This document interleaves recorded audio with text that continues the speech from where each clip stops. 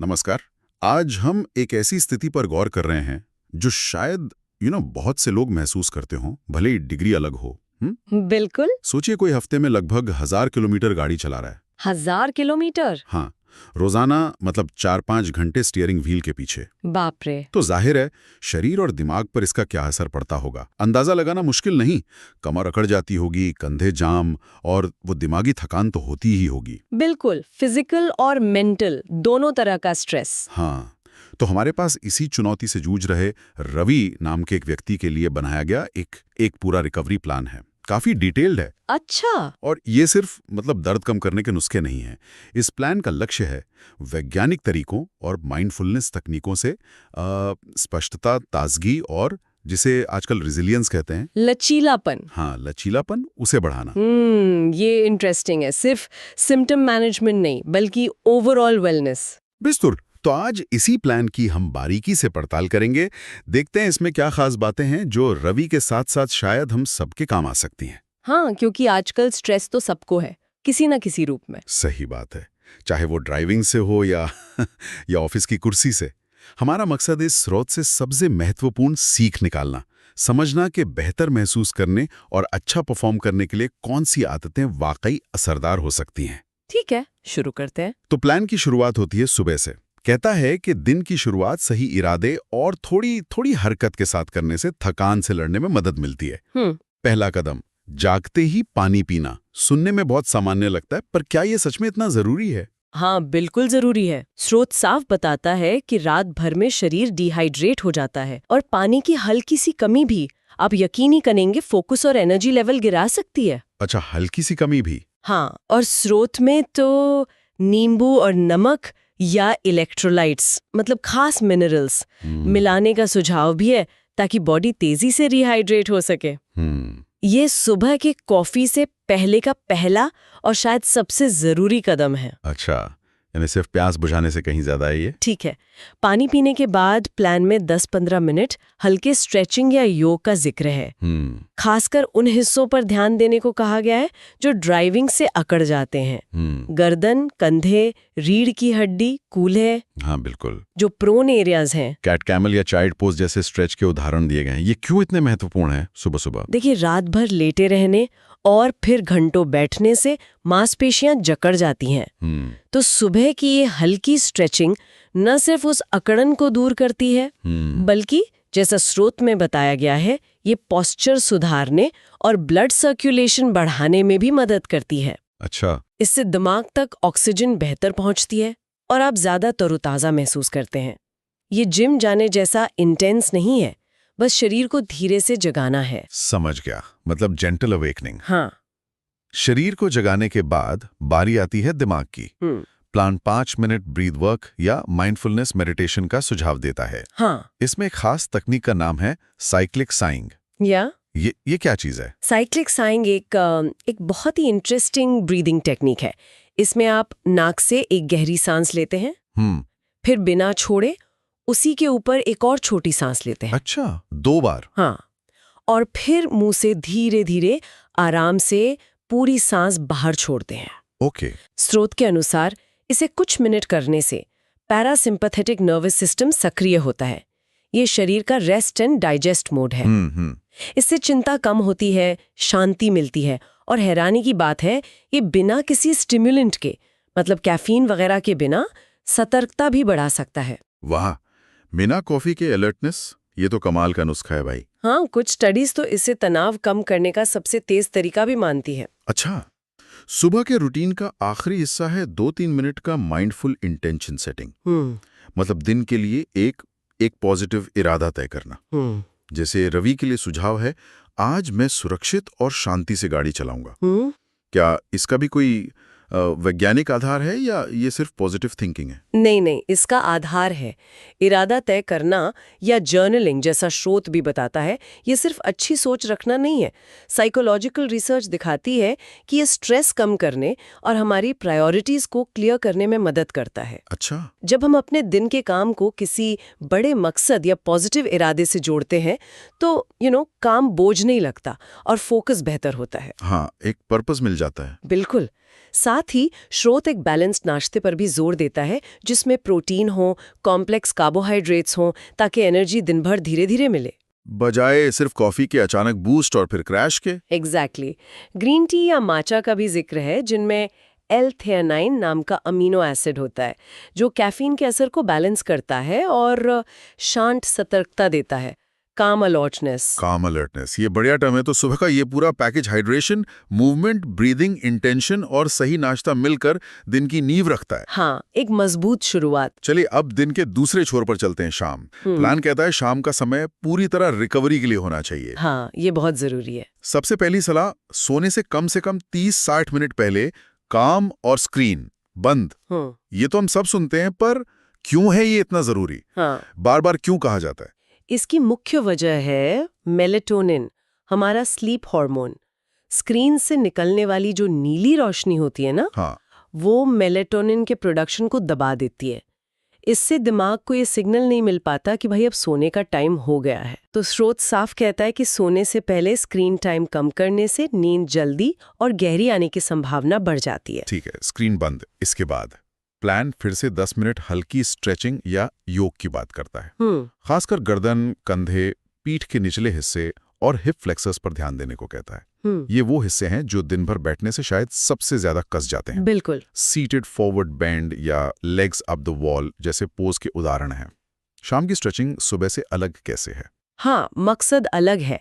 शाम की स्ट्रेचिंग का जोर है दिन भर के तनाव और जकड़न को रिलीज करने पर। अच्छा। जैसे वो legs up the wall pose है, उदाहरण के लिए वो पैरों से ब्लड फ्लो को वापस हार्ट की तरफ लाने में मदद करता है और नर्वस सिस्टम को शांत करता है। ये बॉडी को सिग्नल देता है कि अब आराम करना है, सोने के लिए तैयार होना है। ओके। और नींद के माहौल पर भी जोर है। कमरा ठंडा, 18 से 22 डिग्री सेल्सियस, अंधेरा और शांत, और एक रेगुलर सोने जागने का टाइम, यहां तक कि वीकेंड पर भी। हाँ, ये बहुत क्रिटिकल है। करीब 7-8 घंटे नींद। क्या सच में रोज एक ही समय सोना जागना इतना फर्क डालता है? बहुत ज्यादा। हमारा शरीर एक इंटरनल क्लॉक पर चलता है जिसे सर्केडियन रिदम कहते हैं। हाँ, बॉडी क्लॉक। बिल्कुल। स्रोत के अनुसार एक रेगुलर स्लीप शेड्यूल इस घड़ी को सही रखता है। ये सिर्फ थकान मिटाने के लिए नहीं है, बल्कि मसल्स की repair, hormone balance, memory consolidation और अगले दिन मेंटली शार्प रहने के लिए भी फंडामेंटल है। वीकेंड पर देर तक सोना या जागना इस रिदम को बिगाड़ सकता है। इसे सोशल जेट लैग भी कहते हैं। सोशल जेट लैग, अरे वाह, ये नया शब्द सीखा। प्लान सोने से पहले के आधे घंटे में कुछ रिलैक्सेशन रिचुअल्स का भी सुझाव देता है, जैसे गर्म पानी से नहाना या Epsom salt bath. Epsom salt में क्या खास है? एप्सम सॉल्ट असल में मैग्नीशियम सल्फेट होता है और मैग्नीशियम मांसपेशियों को आराम देने और नर्वस सिस्टम को शांत करने में मदद करता है। अच्छा। अब स्किन से कितना एब्जॉर्ब होता है इस पे थोड़ी डिबेट है, लेकिन गर्म पानी के साथ मिलकर ये एक्सपीरियंस काफी रिलैक्सिंग हो सकता है। प्लान में प्रोग्रेसिव मसल रिलैक्सेशन का भी जिक्र है। इसमें आप बारी बारी से शरीर की मसल्स को टेंस करते हैं और फिर रिलीज करते हैं। हाँ, ये मैंने सुना है। ये फिजिकल टेंशन को पहचानने और कम करने का एक बहुत इफेक्टिव तरीका है। एक और तकनीक है 4-7-8 ब्रीदिंग। 4 सेकंड सांस अंदर, 7 रोकें, 8 सेकंड में बाहर छोड़ें। ये भी नर्वस सिस्टम को शांत करने में बहुत कारगर है। ओके। और कुछ पीने के लिए भी सुझाव है? कैमोमाइल जैसी हर्बल चाय, कहा गया है कि इसमें एपिजिनिन होता है। ये क्या करता है? एपिजेनिन एक बायो एक्टिव कंपाउंड है जो कैमोमाइल में पाया जाता है। स्रोत बताता है कि ये दिमाग में कुछ खास रिसेप्टर्स से जुड़ता है जो शांत करने और नींद लाने में मदद करता है। अच्छा। कुछ छोटे स्टडीज में कैमोमाइल को एंजाइटी कम करने और स्लीप क्वालिटी सुधारने में सहायक पाया गया है। हाँ। साथ ही प्लान जर्नलिंग का सुझाव भी देता है। सोने से पहले दिन भर के विचार या चिंताएं लिख लेने से दिमाग खाली होता है और रात को वो विचारों का घूमना कम हो जाता है। हाँ, वो ओवरथिंकिंग लूप टूट जाता है। बिल्कुल। तो शाम का रूटीन असल में शरीर और दिमाग को धीमा करने, तनाव कम करने और अच्छी नींद के लिए तैयार करने का एक पूरा प्रोसेस है। एग्जैक्टली। एक वाइंड डाउन प्रोसेस। अब आते हैं एक और जरूरी पहलू पर, पोषण। प्लान कहता है कि दिन भर हाइड्रेटेड रहना बहुत जरूरी है। हर घंटे 2 घंटे में लगभग 1 गिलास पानी। हमने सुबह हाइड्रेशन की बात की थी, दिन भर क्यों? क्योंकि हल्की सी डिहाइड्रेशन भी, जैसा स्रोत बार बार कहता है, आपकी कंसंट्रेशन भंग कर सकती है, मूड खराब कर सकती है और थकान बढ़ा सकती है। अच्छा। खासकर ड्राइविंग जैसी एक्टिविटी में जहां लगातार फोकस चाहिए, हाइड्रेटेड रहना सेफ्टी के लिए भी क्रिटिकल है। हाँ, ये बात तो है। और प्यास लगने का इंतजार नहीं करना चाहिए, क्योंकि जब प्यास लगती है तब तक आप ऑलरेडी डिहाइड्रेट हो चुके होते हैं। सही बात है। खाने के बारे में प्लान्ड बैलेंस मील्स की सलाह देता है कॉम्प्लेक्स कार्बोहाइड्रेट जैसे साबुत अनाज, शकरकंद, लीन प्रोटीन, चिकन, दालें, अंडे और healthy fats, avocado, nuts, olive oil. हाँ, भारी और चिकने भोजन से बचने को कहा गया है। इसका क्या तर्क है? देखिए, कॉम्प्लेक्स कार्ब्स धीरे धीरे एनर्जी देते हैं, जिससे ब्लड शुगर लेवल स्टेबल रहता है, और वो जो दोपहर में सुस्ती आती है ना, हाँ, वो 3 बजे वाली सुस्ती, बिल्कुल उससे बचाव होता है। प्रोटीन मसल्स रिपेयर के लिए जरूरी है, जो लंबे समय तक एक ही पोस्चर में रहने से थक जाती हैं। और हेल्दी फैट्स ब्रेन फंक्शन और इन्फ्लेमेशन कम करने के लिए महत्वपूर्ण है। और भारी खाना? भारी या चिकना भोजन पचाने में बॉडी को ज्यादा मेहनत लगती है, सारी एनर्जी उधर चली जाती है, तो आलस आता है। हाँ, और फोकस कम होता है। बीच बीच में भूख लगती है। प्लान स्मार्ट स्नैकिंग पे जोर देता है, मतलब ऐसे स्नैक्स चुनना जो एनर्जी दें, ब्लड शुगर को स्टेबल रखें। जैसे मुट्ठी भर मेवे, ग्रीक योगर्ट, कोई फल या सब्जियों के साथ हमस। इनमें प्रोटीन, फाइबर और कॉम्प्लेक्स कार्ब्स का अच्छा मिक्स होता है। हाई शुगर स्नैक्स या एनर्जी ड्रिंक से बचने की सलाह है स्रोत। कहता है कि वो थोड़ी देर के लिए तो एनर्जी देते हैं, पर उसके बाद जोर का क्रैश आता है, मतलब थकान और बढ़ जाती है। हाँ, वो शुगर रश और क्रैश वाला अनुभव तो कई लोगों को होगा। प्लान में एंटी इन्फ्लेमेटरी यानी सूजन रोधी खाद्य पदार्थों का भी जिक्र है, जैसे ओमेगा 3 वाली मछली, हल्दी, अदरक, बेरीज, हरी पत्तेदार सब्जियां। लंबे समय तक बैठे रहने से इनका क्या लेना देना? देखिए, लंबे समय तक बैठे रहने से शरीर में एक हल्की क्रॉनिक सूजन बढ़ सकती है, लो ग्रेड इन्फ्लेमेशन। अच्छा, और ये दर्द और कई हेल्थ प्रॉब्लम से जुड़ी है। श्रोम बताता है कि ये एंटी इन्फ्लेमेटरी फूड्स इस सूजन को नेचुरली कम करने में मदद कर सकते हैं। ओमेगा 3 फैटी एसिड्स, खासकर मछली वाले, ब्रेन हेल्थ के लिए भी बहुत फायदेमंद है। हल्दी में करक्यूमिन होता है, जिसके एंटी इन्फ्लेमेटरी गुणों पर काफी रिसर्च हुई है। तो पोषण सिर्फ पेट भरने के लिए नहीं, बल्कि ऊर्जा, मरम्मत और सूजन कंट्रोल करने का एक तरह का टूल है। बिल्कुल सही, it's a powerful tool. Plan भोजन के समय के बारे में भी कुछ कहता है, टाइमिंग वगैरह। हाँ, नियमित अंतराल पर भोजन करना जरूरी है ताकि एनर्जी लेवल बना रहे, और रात का खाना सोने से कम 2-3 घंटे पहले खाने की सलाह दी जाती है। क्यों? ताकि डाइजेशन प्रोसेस आपकी नींद में खलल न डाले। एक और इम्पॉर्टेंट बात, स्रोत दोपहर 3 बजे के बाद कैफीन का सेवन लिमिट करने का सुझाव देता है। अच्छा, 3 बजे के बाद नहीं? हाँ, क्योंकि इसका असर 6 घंटे या उससे ज्यादा रह सकता है और आपकी नींद खराब कर सकता है। ओके, ये याद रखने वाली बात है, बहुत काम की बातें हैं ये। अब एक और बड़ी चुनौती पर आते हैं, लगातार बैठे रहना। Sitting is the new smoking, कहते हैं ना? हाँ, ये फ्रेज काफी पॉपुलर हो गया है। इससे निपटने के लिए प्लान माइक्रो ब्रेक्स और मोबिलिटी यानी गतिशीलता पर बहुत जोर देता है। माइक्रो ब्रेक्स क्या है? माइक्रो ब्रेक मतलब बहुत छोटे छोटे ब्रेक, शायद कुछ मिनट के ही। स्रोत बताता है कि रिसर्च के अनुसार ये छोटे ब्रेक थकान को काफी कम करते हैं और मूड अच्छा रखते हैं। वो भी बिना काम के फ्लो को ज्यादा तोड़े। अच्छा, कितनी देर में लेना चाहिए? ड्राइविंग करते समय हर 2 घंटे या लगभग 150-200 किलोमीटर पर रुकने की सलाह है, और डेस्क पर काम करते हुए हर 30-60 मिनट में उठकर थोड़ा चलने फिरने की। और इन ब्रेक्स में क्या करना है? सिर्फ खड़े हो जाना काफी है या कुछ और? खड़े होना भी कुछ न करने से तो बेहतर है, लेकिन प्लान कुछ और सुझाव देता है, जैसे गाड़ी से बाहर निकलकर कुछ मिनट टहलना या ऑफिस में अपनी डेस्क से उठकर पानी लेने जाना। साथ ही कुछ हल्की स्ट्रेचिंग भी की जा सकती है। प्लान में एक रीसेट रूटीन का भी जिक्र है, खासकर लंबी ड्राइविंग के बाद। रीसेट रूटीन, ये क्या है? इसमें 5-10 मिनट की तेज वॉक और फिर कुछ खास स्ट्रेच शामिल हैं, छाती खोलने वाले जैसे कैमल स्ट्रेच, कूल हों और पैरों के लिए जैसे फिगर 4 स्ट्रेच, और गर्दन कंधों के लिए। अच्छा, ये स्ट्रेच ड्राइविंग के दौरान जो बॉडी आगे झुकती है ना, उस पोस्चर का मुकाबला करने में मदद करते हैं। बैठे बैठे भी कुछ कर सकते हैं क्या? मान लीजिए ब्रेक लेना मुमकिन नहीं है। हाँ, बिल्कुल। स्रोत कहता है कि जब सेफ हो, जैसे ट्रैफिक लाइट पर या मीटिंग में झंकरा, तो बैठे बैठे भी कंधे घुमाना, टखने गोल गोल घुमाना, कलाइयों को स्ट्रेच करना, ऐसी छोटी छोटी हरकतें करते रहें। इसे नॉन एक्सरसाइज एक्टिविटी थर्मोजेनेसिस या नीट कहते हैं। ये भी कैलोरी बर्न करता है और अकड़न कम करता है। अच्छा, नीट।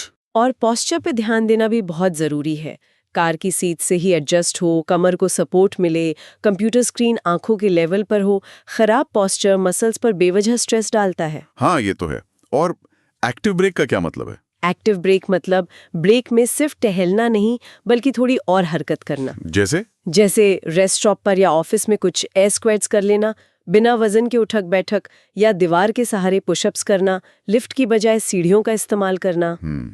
स्रोत का एक वाक्य मुझे बहुत पसंद आया, मूवमेंट इज मेडिसिन। हरकत ही दवा है। हाँ, ये छोटे छोटे मूवमेंट मिलकर बड़ा फर्क लाते हैं। ये ना सिर्फ अकड़न और दर्द कम करते हैं, बल्कि लॉन्ग टर्म में सीरियस प्रॉब्लम्स जैसे बैक पेन या डीप वेन थ्रोम्बोसिस, डीवीटी, नसों में खून के थक्के जमना, हाँ, उसके खतरे को भी कम करते हैं। मूवमेंट इज मेडिसिन, इसे याद रखना होगा। चलिए अब दिमागी थकान और बोरियत से निपटने के तरीकों पर आते हैं। Mental fatigue.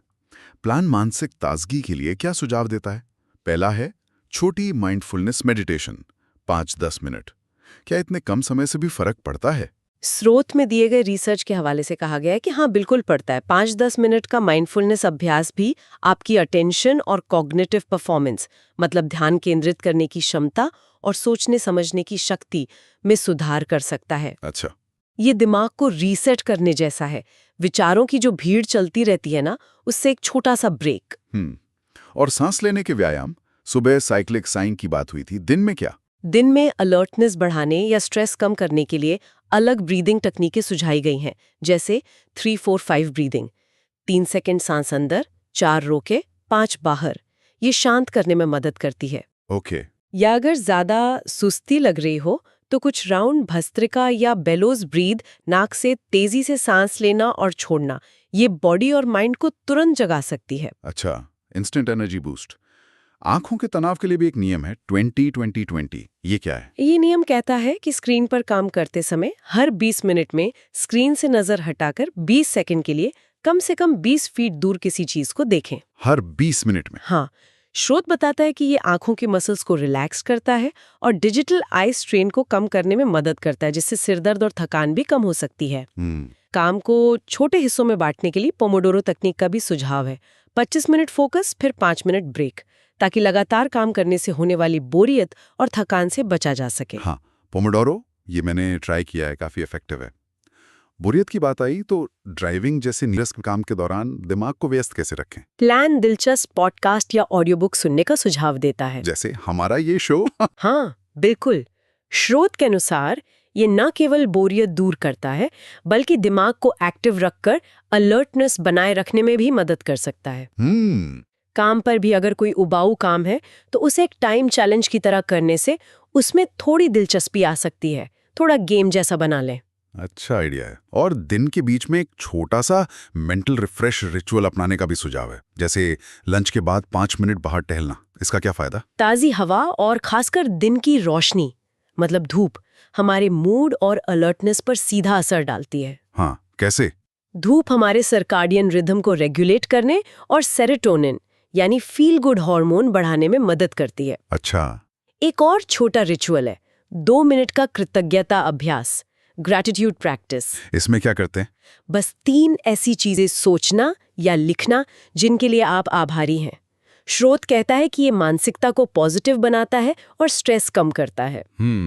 और अगर दिमाग बहुत ज्यादा दौड़ रहा हो तो ग्राउंडिंग तकनीकें भी काम आ सकती हैं, जैसे 5-4-3-2-1 सेंसरी अवेयरनेस। ये क्या है? 5-4-3-2-1 आप 5 चीजें ढूंढते हैं जो देख सकते हैं, 4 जो छू सकते हैं, 3 जो सुन सकते हैं, 2 जो सूंघ सकते हैं और 1 जिसका स्वाद ले सकते हैं। ये आपको प्रेजेंट मोमेंट में वापस लाता है और एंजाइटी कम करता है। अरे वाह, ये तो बहुत प्रैक्टिकल है। हाँ, ये तकनीक कॉग्निटिव बिहेवियरल थेरेपी (CBT) में भी इस्तेमाल होती है। तो ये दिमागी ताजगी की तकनीकें असल में दिमाग के लिए छोटे-छोटे रिचार्ज ब्रेक हैं। बिल्कुल, मेंटल माइक्रो ब्रेक्स। अब प्लान सिर्फ रोज की आदतों पर नहीं, बल्कि पूरे हफ्ते को कैसे संतुलित किया जाए इस पर भी बात करता है। एक साप्ताहिक संरचना का सुझाव है। ये क्या है? हाँ, ये एक बहुत इंटरेस्टिंग पहलू है। प्लान सुझाव देता है कि हफ्ते को इस तरह देखें: सोमवार से शुक्रवार ये काम और प्रोडक्टिविटी के दिन हैं, लेकिन इनमें रोज की सेल्फ केयर मतलब सुबह शाम का रूटीन और माइक्रो ब्रेक जरूर शामिल होने चाहिए। ठीक है। फिर आता है शनिवार, जिसे एक्टिव रिकवरी का दिन कहा गया है। एक्टिव रिकवरी मतलब? इसका मतलब है ऐसी फिजिकल एक्टिविटी करना जो मजेदार हो, जैसे घूमना, साइकिल चलाना, लेकिन बहुत थकाने वाली ना हो। अच्छा, लाइट एक्सरसाइज। हाँ, साथ ही आराम करना, अच्छा खाना और सोशल या क्रिएटिव एक्टिविटीज के लिए टाइम निकालना। और रविवार?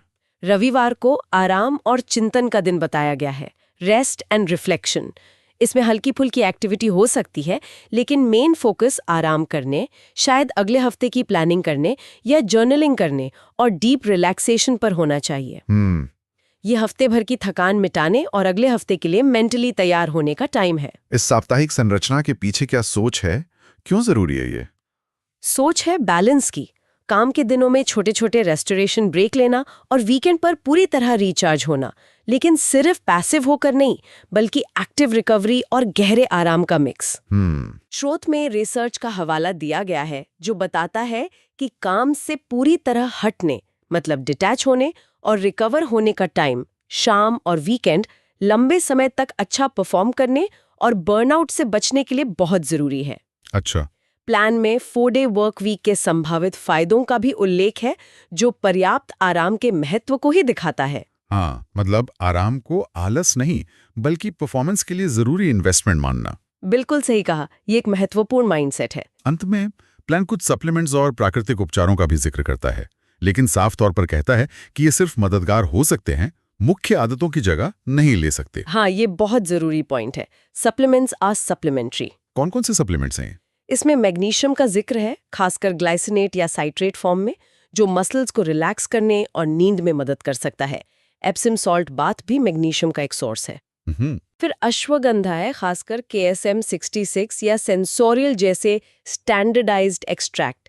ये एक एडेप्टोजेनिक जड़ी बूटी है, मतलब ये बॉडी को स्ट्रेस के प्रति एडेप्ट करने में मदद कर सकती है। अच्छा। स्रोत इसके कॉर्टिसोल यानी स्ट्रेस हार्मोन कम करने वाले रिसर्च का भी हवाला देता है, लेकिन हाँ, इसके असर में टाइम लग सकता है और कुछ सावधानियां भी हैं, जैसे थायराइड की समस्या वालों को डॉक्टर से पूछना चाहिए। ओके, और क्या है लिस्ट में? अलर्टनेस के लिए पेपरमिंट चाय या एसेंशियल ऑयल की सुगंध, शांत फोकस के लिए ग्रीन टी या माचा L-थिएनिन के कारण, एनर्जी मेटाबॉलिज्म के लिए B विटामिन कॉम्प्लेक्स, खासकर B12 जो दिमागी काम के लिए जरूरी है, ब्रेन हेल्थ और इन्फ्लेमेशन कम करने के लिए ओमेगा-3 फैटी एसिड जैसे फिश ऑयल या अलसी, और हाइड्रेशन में मदद के लिए इलेक्ट्रोलाइट्स, खासकर अगर पसीना ज्यादा आता हो। नींद के लिए भी कुछ नेचुरल एड्स बताए गए हैं? हाँ, अगर जरूरत हो तो मेलाटोनिन, लेकिन कम डोज में और कभी कभार इस्तेमाल के लिए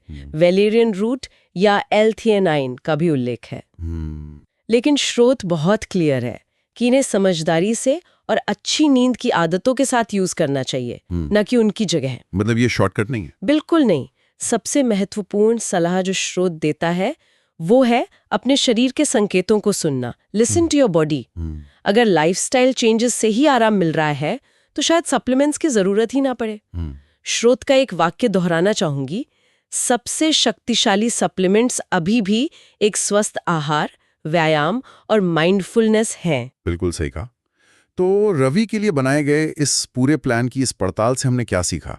मुझे लगता है सबसे बड़ी बात यह है कि छोटी छोटी लगातार अपनाई जाने वाली आदतें, हाँ, कंसिस्टेंसी, मिलकर कितना बड़ा फर्क डाल सकती हैं, चाहे वो एनर्जी लेवल हो, फोकस हो या स्ट्रेस झेलने की कैपेसिटी। सुबह की शुरुआत से लेकर रात के आराम तक, दिन भर की हरकत से लेकर दिमागी सुकून तक, पोषण से लेकर हफ्ते की प्लानिंग तक, सब कुछ जुड़ा हुआ है। हाँ, इट्स अ होलिस्टिक अप्रोच। सब कुछ इंटरकनेक्टेड है, और ये सिर्फ उन लोगों के लिए नहीं है जो रवि की तरह हजारों किलोमीटर गाड़ी चलाते हैं। नहीं, बिल्कुल नहीं। ये सिद्धांत हर उस व्यक्ति पर लागू होते हैं जो अपनी रोजमर्रा की जिंदगी में फिजिकल या मेंटल प्रेशर महसूस करता है, या बस अपनी एनर्जी और परफॉर्मेंस को बेहतर बनाना चाहता है।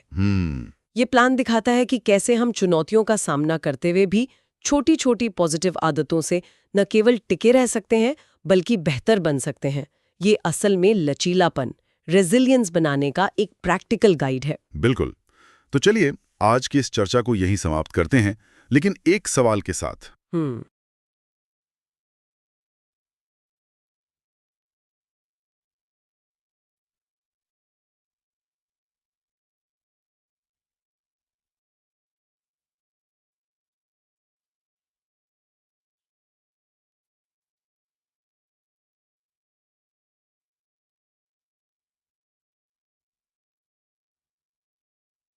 मिलकर कितना बड़ा फर्क डाल सकती हैं, चाहे वो एनर्जी लेवल हो, फोकस हो या स्ट्रेस झेलने की कैपेसिटी। सुबह की शुरुआत से लेकर रात के आराम तक, दिन भर की हरकत से लेकर दिमागी सुकून तक, पोषण से लेकर हफ्ते की प्लानिंग तक, सब कुछ जुड़ा हुआ है। हाँ, इट्स अ होलिस्टिक अप्रोच। सब कुछ इंटरकनेक्टेड है। और ये सिर्फ उन लोगों के लिए नहीं है जो रवि की तरह हजारों किलोमीटर गाड़ी चलाते हैं। नहीं, बिल्कुल नहीं। ये सिद्धांत हर उस व्यक्ति पर लागू होते हैं जो अपनी रोजमर्रा की जिंदगी में फिजिकल या मेंटल प्रेशर महसूस करता है या बस अपनी एनर्जी और परफॉर्मेंस को बेहतर बनाना चाहता है। ये प्लान दिखाता है कि कैसे हम चुनौतियों का सामना करते हुए भी छोटी छोटी पॉजिटिव आदतों से न केवल टिके रह सकते हैं बल्कि बेहतर बन सकते हैं। ये असल में लचीलापन, रेजिलियंस बनाने का एक प्रैक्टिकल गाइड है। बिल्कुल। तो चलिए आज की इस चर्चा को यहीं समाप्त करते हैं, लेकिन एक सवाल के साथ। सोचने वाली बात है, अपनी रोज की दिनचर्या का वो कौन सा एक छोटा सा पहलू है जिसे आज बदलकर कल थोड़ा और बेहतर महसूस किया जा सकता है? वो कौन सी एक चीज है जिस पर आज से थोड़ा ज्यादा ध्यान दिया जा सकता है? सोचने वाली बात है। चाहे वो एक गिलास ज्यादा पानी पीना हो, या सोने से पहले 5 मिनट स्ट्रेचिंग करना हो, या शायद वो 2 मिनट वाला कृतज्ञता अभ्यास। इस पर जरूर सोचिएगा।